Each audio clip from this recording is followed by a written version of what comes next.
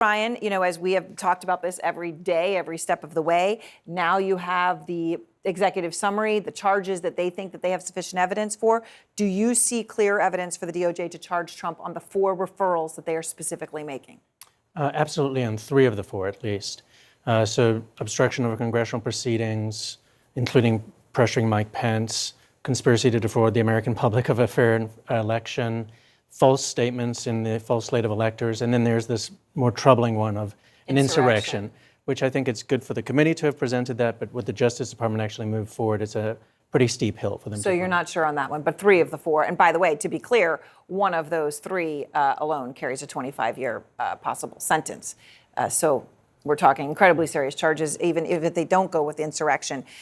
So, John, the transcripts, you just heard the Congresswoman speak of that. She said there's going to be a lot we're going to find out. Look, it's going to be voluminous, as I said, but a lot is going to come out and a lot of new details. How important are those transcripts going to be to the Department of Justice, which, of course, has asked for them repeatedly over months, and they have been refused by the committee, but now they are going to get them this week? They could cut a number of ways. First of all, it's prior testimony. They might conflict with something that was said in the grand jury is a problem. It also could open doors they don't have open at this point, and they'll take these people into the grand jury and get the testimony nailed down. So I think they're a remarkable resource, and I'm sure the Justice Department's going to dive right in. Right, and it's really important that you say, could there be contradictions? Yes. And that is, in a sense, maybe makes this longer, not shorter. So, Stephanie, we heard today Trump was not going to watch what happened today, but you know him well. And a big part of this actually is how he was watching that day, every single thing, and doing nothing. How much is he watching literally and figuratively? He's watching. He's absolutely watching. I said earlier, he may have gone to golf today just to kind of put on a show that he wasn't watching, but I guarantee you he was getting real-time updates. And he's already put a tweet out this evening talking about it, talking some nonsense about double jeopardy. So he's very much paying attention to this. I know he's got to be worried. I'll be interested. I have a feeling after all of this has happened, he's going to go out and start campaigning, because as you guys have noticed, he has not campaigned once since he announced. So I think he's going to start to try to distract from this. Right. Yeah. And of course, as they point out here, a big part of what he did here was raise money off of all of this. So I suppose we could see that again. So, Brian, I want to read something from the committee summary report that was released today. Okay. The committee has substantial concerns regarding potential efforts to obstruct its investigation, including by certain counsel. Okay, and then they say some paid by groups connected to the former president, who may have advised clients to provide false or misleading testimony to the committee. I mean, and they go into detail saying that this counsel told a witness to say she did not recall when she did recall, as just one example. And you think this is significant? Yeah, I think it's highly significant. In fact, when John says handing the Justice Department a resource, this is a huge resource. It is a pool of people who seem to have criminal liability for trying to lie to Congress, and then lawyers telling their clients to lie. It's essentially a lie to say, I don't recall, when you do absolutely recall.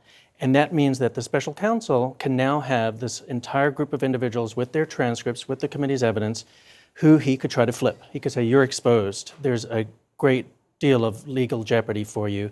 So why don't you cooperate with me in my investigation, looking at the actions of President Trump? Tell me everything you know. So it gives them more people to flip if they need, if they're running up against walls. Absolutely. So one of the people that is named, the whole point, as we were just talking about with Congresswoman Murphy, is Donald J. Trump and others. Now, there's one other who is named in 2 specific charges, and that, of course, is John Eastman, the attorney. He said something today. He tried to poo-poo the whole thing, but he said something that could be important. John, he said he has not received a subpoena in the DOJ criminal probe. So he hasn't been subpoenaed. What does that say? It could say he's going to get a target letter soon. Yeah. They don't need him. They assume probably if he comes into the grand jury, he'll take the 5th and won't be a witness in any circumstances. So I think he knows well enough the process as a former law professor, law school dean, what have you, how this works. He shouldn't expect a subpoena until the time is right. It's not right yet. Stephanie, as you read through all this today, it hit home, right? Because you knew all the people. You were there. You've answered questions about this yourself to the committee. Yes. So the former president puts out a statement tonight. These folks don't get it, that when they come after me, people who love freedom rally around me. It strengthens me. What do you make of that as a response? I mean, obviously, it could be, he puts on a whatever kind of facade he wants to put on, yes. but this is where he is. Yeah, I mean, this is part him, bloviating that everything will be fine. It kind of struck me a little bit like with the rally, like it's like getting his people amped up to say they're going to support me. These people will never leave me.